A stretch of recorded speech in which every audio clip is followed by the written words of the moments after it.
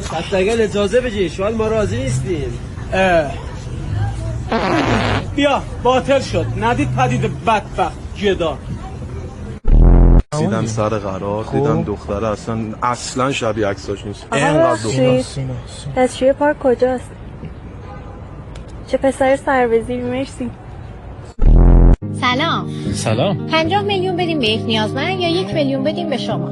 50 میلیون تومن بدیم به من خودم نیازمندم. حقیقتش چالش بود.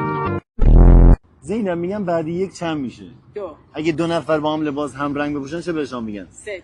خب مخالف ندارم چه میشه؟ دارم. الان جوابا رو کنارم بذار. دوست دارم.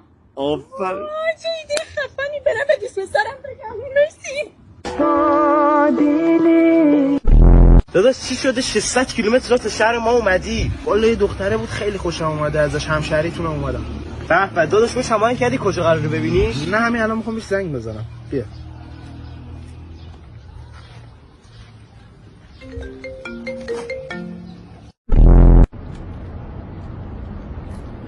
عجب نوشیدنیه. کاکو میخوری؟ کاکو بهت یه قلوب بزنید. یه قلوب بخورم. ایوه